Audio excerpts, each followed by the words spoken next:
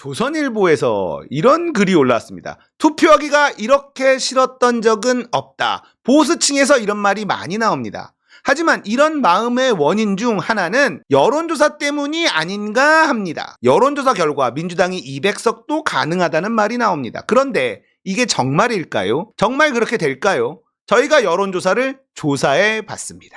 올해 총선 관련 여론조사에 거의 25% 가까운 숫자를 한 1등 회사가 있습니다. 김어준이 세운 여론조사 꽃입니다. 질문 편향성 때문에 논란이 된 적이 있습니다. 없어요, 논란이 된 적. 여론조사를 하고 이걸 자기 유튜브에서 틀면서 확대 해석합니다. 그러면 유권자들은 남들은 그렇구나 생각합니다. 여론 조작의 가능성이 끼어들 여지가 있지 않을까요?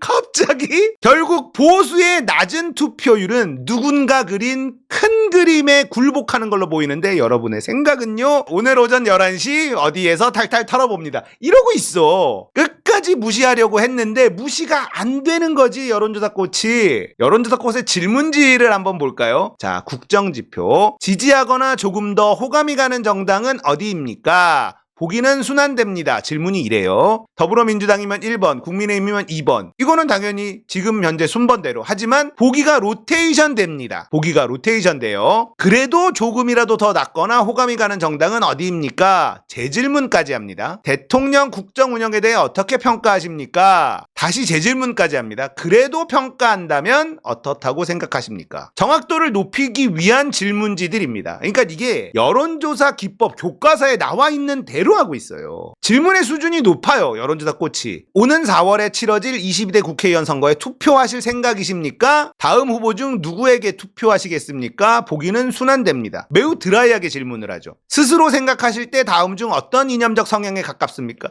여기에 편향된 질문이 어디 있습니까? 편향된 질문이 없어. 편향된 질문을 해서 민심이 왜곡될까봐 김어준이 질문에 신경을 씁니다. 박시영 대표랑 김어준이랑. 김어준은 여론조사 꽃을 만들 때 정확한 민심의 지도를 그리고 싶다 이랬어요. 우리가 유리한 여론을 만들고 싶은 게 아니라 정확한 민심의 지도를 그리고 싶다. 그래서 지금 김어준은 뉴스공장에서 이런 말을 합니다. 다른 여론조사는 참고만 한다. 나는 우리 여론조사 결과가 너무 궁금하다. 왜냐? 자기가 여론조사 교과서대로 철칙을 가지고 철저하게 만들었기 때문에 자기께 정확하다고 믿어요. 그리고 비싼 게 정확하다. 왜 비싸냐? 낮에도 여론조사를 하고 저녁에도 조사를 합니다. 6시 이후에. 퇴근 시간 이후에는 여론조사를 돌리면 비용이 당연히 더 나옵니다. 인건비가 더 들어가니까. 그래서 비싼 거예요.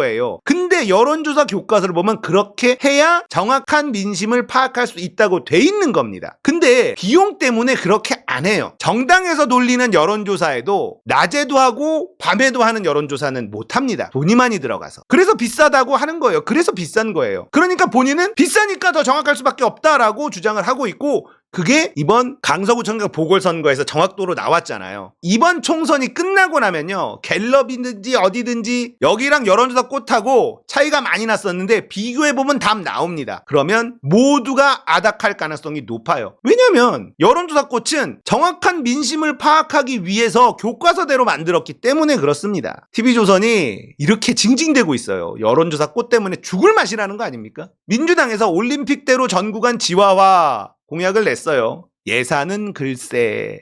조선일보가 이런 식으로 민주당의 공약은 비현실적이다. 부정적으로 냈습니다. 국민의힘 강변북로 올림픽대로 경의중앙선 지화화. 조선일보 이거 가지고 얘기해보지. 예산은 글쎄 해보지.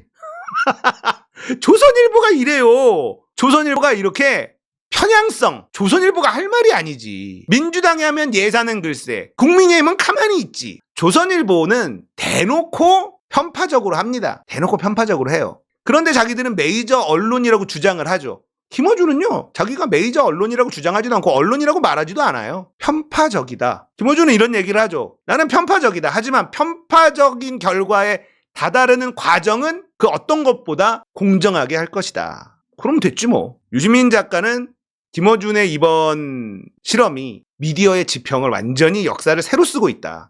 앞으로 미디어는 이런 식으로 흘러갈 것이다. 이번 총선의 결과가 나오고 나면 김어준이 옳았다. 이런 게 증명되지 않을까 생각이 됩니다. 비싼 게 정확하거든.